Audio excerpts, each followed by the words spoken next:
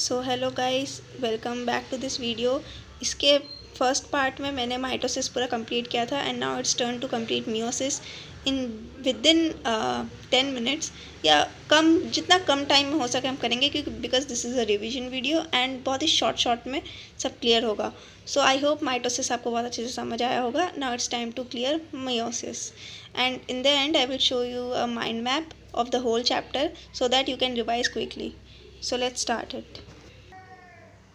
So basically देखो, कुछ कुछ सेल्स होते हैं जो माइटोसिस करते हैं। हमारे जो भी सोमैटिक सेल्स हैं, मतलब अदर देन गैमीट्स, जो भी हमारे बॉडी के सेल्स हैं वो होते हैं सोमैटिक सेल्स जो कि माइटोसिस करते हैं। तो हमने माइटोसिस का तो देख लिया। Now it's turn to know about meiosis. Meiosis जो हमारे गैमीट के सेल्स करते हैं, ठीक है, तो वो कैसे करते हैं तो वही हमें जानना है। तो मियोसिस 2 टाइप्स के होते हैं, याद रखना, मियोसिस 1 एंड मियोसिस 2। और ये वैसे ही प्रोफेज, मेटाफेज, एनाफेज, टीलोफेज जो हम पढ़े वैसे ही है, ठीक है। बस मियोसिस का प्रोफेज 1 को थोड़ा अच्छे से जानना है और तो पूरा सेम है। तो लेट्स स्टार्ट। और क्या तो हम मियोसिस में ये समझ लो, अगर 2n है तो वो n हो जाएगा, अगर 4n है तो वो 2n हो जाएगा, मतलब आधा हो जाएगा। और क्या आधा हो जाएगा, मैंने पूरा क्लियरली बहुत अच्छे से बताया था कि वो डीएनए कंटेंट और क्रोमोसोम नंबर वाला पिछले वीडियो में, तो उसको प्लीज़ अच्छे से समझ लेना। तो वही 2n 4c वगैरह का जो कॉन्सेप्ट है वो मैंने बताया है पिछली वीडियो में, तो इसलिए वो 10 मिनट्स का वीडियो, उसको अच्छे से समझना। And let's move further. Okay, तो मियोसिस 1 देखते हैं पहले। मियोसिस 1 में कैसे डिवाइड किया, तो पहले मियोसिस 1 का यही बस एज इट इज़ जो मैंने वो लिखा है उतना ही याद कर लेना, पूरा आराम से सारे क्वेश्चंस बन जाएंगे। तो ये मियोसिस 1 का होता है प्रोफेज 1। प्रोफेज 1 के भी 5 टाइप्स होते हैं, उसको याद करना पड़ेगा। आप क्या कर सकते हैं, leptotene, zygotene, pachytene, diplotene and diakinesis. कुछ लोग इसको पैकेटिन भी बोलते हैं, सो आपकी मर्ज़ी, ठीक है। अब ये याद करो पूरा, ठीक है। ये देखो, हम पहले भी प्रोफेज में पढ़े हैं कि प्रोफेज में 3 मेनली जो है वो 3 चीज़ तो होता ही होता है, डीकंडेंसेशन और ये न्यूक्लियर एनवलप और सारे ऑर्गेनेल्स का डिसअपियर, और क्या होता है, और सेंट्रियोल जो होता है वो ऑपोजिट पोल में जाना स्टार्ट करता है। तो ये 3 चीज़ें तो है ही। तो वो हम इसमें माइटोसिस में ही पढ़ रहे थे, अब मियोसिस में भी वही होगा, बस यही 5 पार्ट्स में से किसी एक में एक होगा, ऐसे टाइप है, ठीक है। और थोड़ा एक्स्ट्रा भी है, तो अभी हम वही समझते हैं।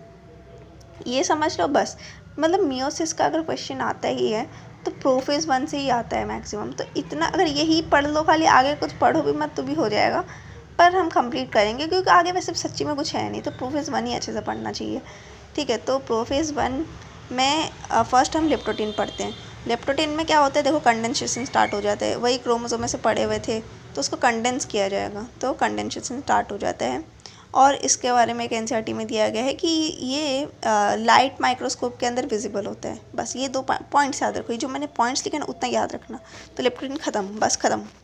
सेकेंड, और हाँ, ये सेंट्रियोल जैसे स्टार्ट हुआ है मूव करना, पहुँचता नहीं है, हमें पता है मेटाफेज में जाके पहुँचता है वो, तो प्रोफेज में खाली स्टार्ट हुआ है। अब देखो, इसमें जाइगोटीन में एक सिनेप्टिनमल कॉम्प्लेक्स बीच में बन जाता है।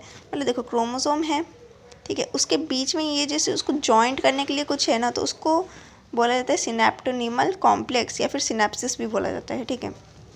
एक ये पॉइंट याद रखना पूरा अच्छे से। और एक देखो, तुम लोग इधर देख सकते हो, ये देखो कितने क्रोमेटिड है, 1 2 3 4, 1 2 3 4, 4 है ना। तो ये देखो, मतलब ऐसे समझो, देखो 1 2 3 4, तो इसलिए इसको टेट्राड भी बोला जाता है कि जाइगोटीन में टेट्राड दिखता है, पर अच्छे से दिखता है पैकेटीन में, ठीक है, ये याद रखना। अभी मैं बस समझा रही हूँ। तो इधर टेट्राड दिखता है, और ये देखो, ये 1 और ये 2, तो इसलिए इसको बाइवेलेंट भी बोला जाता है। तो यानी जाइगोटीन में मेन तो है ये सिनेप्टोनिमल कॉम्प्लेक्स, सिनेप्टोनिमल कॉम्प्लेक्स दिखता है जाइगोटीन में। फिर टेट्राड और बाइवेलेंट फॉर्मेशन होता है, क्लियरली विजिबल होता है पैकेटीन में, ठीक है। तो पैकेटीन का एक पॉइंट तो क्लियर हो गया, टेट्राड दिखना। और इसमें क्या होता है कि जो 2 क्रोमोसोम होता है ना, ये एक दूसरे के ऊपर ऐसे आ जाते हैं, ठीक है। इसका मतलब इसका रिकॉम्बिनेशन बोलते हैं, जो कि अगर 12th पास आउट हो या 12th में हो तो तुम पढ़े ही होगे वो प्रिंसिपल ऑफ इनहेरिटेंस वाले चैप्टर में, कि क्रोमोज़ोम ऐसे एक दूसरे के ऊपर आके रिकॉम्बिनेशन करता है, ठीक है। वो ड्रोसोफिला वाले टॉपिक में पढ़े होगे। तो इसका ये से रिकॉम्बिनेशन हुआ, इधर क्रॉसिंग ओवर हुआ, ठीक है, इसको क्रॉसिंग ओवर बोलते हैं, उसी को रिकॉम्बिनेशन उस प्रोसेस को बोलते हैं। और ये रिकॉम्बिनेस एंजाइम के थ्रू होता है। रिकॉम्बिनेस एंजाइम भी 2 टाइप के अंदर 2 टाइप होते हैं, न्यूक्लियस एंड लाइगेज। न्यूक्लियस मतलब जो काटेगा जैसे सीज़र के तरह, उसको मॉलिक्यूलर सीज़र बोला जाता है। और लाइगेज मतलब वो चिपकाएगा, यानी उसको मॉलिक्यूलर ग्लू भी बोला जाता है, ठीक है। तो मेन क्या है कि इधर रिकॉम्बिनेशन होता है, ठीक है, क्रॉसिंग ओवर होता है, याद रखना। पैकेटिन में देखो क्रॉसिंग ओवर का सी और पैकेटिन का सी, तो इसे सी से याद रख लेना, ठीक है। फिर उसके बाद आता है डिप्लोटीन। पैकेटिन के बाद डिप्लोटीन स्टेज। डिप्लोटीन में क्या होता है कि ये देखो, अब ना ये जो सिनेप्टिनेबल कॉम्प्लेक्स है ना, ये हट गया यहाँ से, तो यहीं से डिज़ोल्व हो गया, ठीक है, डिप्लोटीन में हट जाता है, याद रखना। और अब देखो ये कैसे एक्स नहीं दिख रहा है, तो एक्स ऐसे ही एक्स शेप्ड को काइस्मेटा बोलते हैं। तो यानी कि डिप्लोटीन में हमें काइस्मेटा दिखता है और सिनेप्टिनेबल कॉम्प्लेक्स हट जाते हैं, बस इतना ही। और एक चीज़, ह्यूमन रिप्रोडक्शन जो 12th में जो एक चैप्टर है, उसमें हमें बताया गया था कि वो ऊगोनिया, मतलब अगर 12th का कोई देख रहा है तो मतलब उसमें ऊगोनिया जो था वो प्रोफेज़ 1 में अरेस्ट हो जा रहा था, ये हम पढ़े थे। तो वही प्रोफेज़ 1 के डिप्लोटीन स्टेज में अरेस्ट होता है, ठीक है, यहाँ पे दिया गया है। 12th में ह्यूमन रिप्रोडक्शन पढ़ के ज़्यादा अच्छे से समझ आएगा ये बात। फिर उसके बाद यहाँ पे देखो, ये इतना क्लियर हो गया, सिनेप्टिनेबल कॉम्प्लेक्स हट गया। अब ये काइस्मेटा बना हुआ था, अब डाइकाइनेसिस में काइस्मेटा भी हट जाएगा, ये दोनों पूरा अलग अलग हो जाएंगे।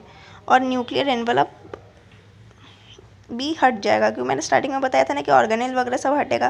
तो ये प्रोफेज़ ही चल रहा है, प्रोफेज़ में यही हटना ही है, ठीक है, तो ये हट गया। और सेंट्रियोल भी स्टार्ट किया था आना, बीच में आया नहीं, वो मेटाफेज में आएगा, ठीक है।